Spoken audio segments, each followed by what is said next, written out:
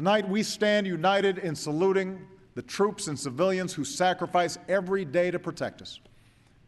Because of them, we can say with confidence that America will complete its mission in Afghanistan and achieve our objective of defeating the core of Al-Qaeda.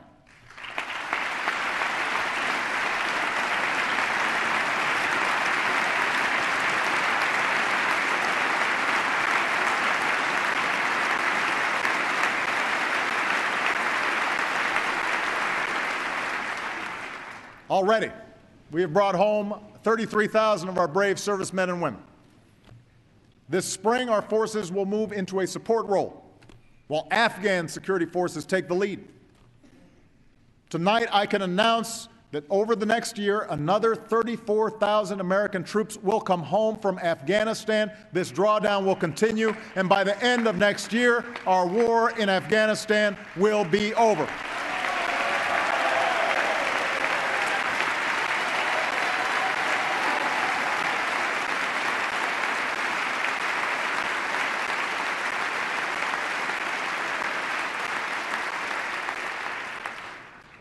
Beyond 2014, America's commitment to a unified and sovereign Afghanistan will endure. But the nature of our commitment will change. We're negotiating an agreement with the Afghan government that focuses on two missions: training and equipping Afghan forces so that the country does not again slip into chaos, and counterterrorism efforts that allow us to pursue the remnants of Al-Qaeda and their affiliates. Today, the organization that attacked us on 9/11 is a shadow of its former self.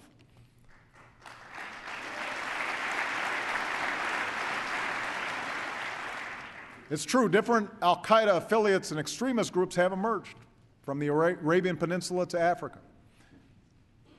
The threat these groups pose is evolving.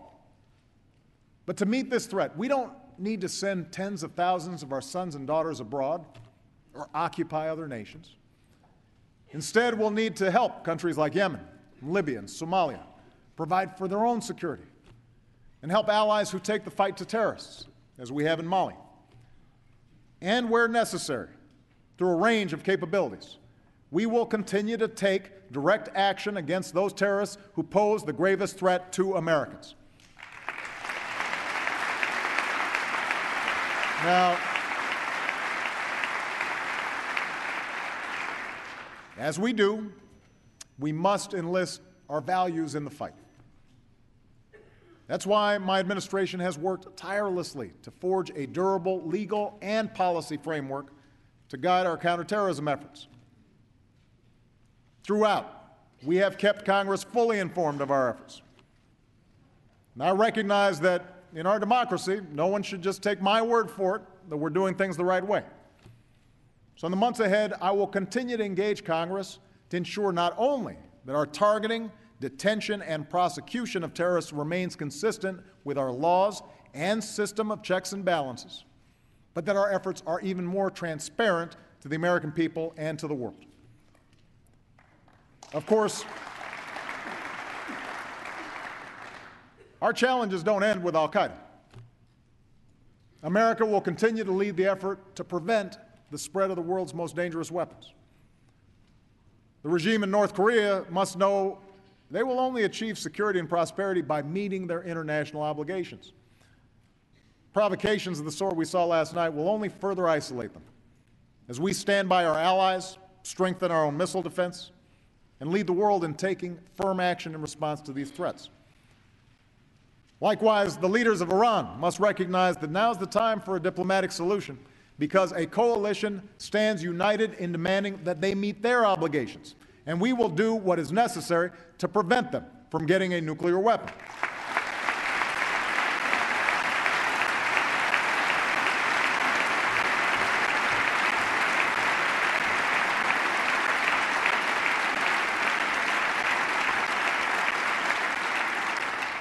At the same time, we'll engage Russia to seek further reductions in our nuclear arsenals and continue leading the global effort to secure nuclear materials that could fall into the wrong hands.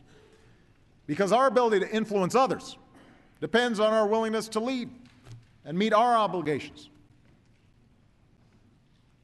America must also face the rapidly growing threat from cyber attacks.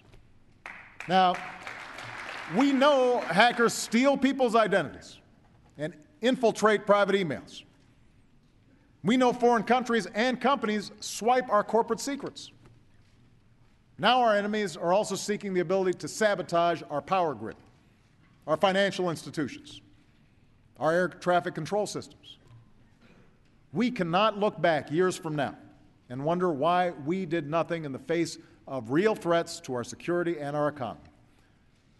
And that's why earlier today, I signed a new executive order that will strengthen our cyber defenses by increasing information sharing and developing standards to protect our national security, our jobs, and our privacy.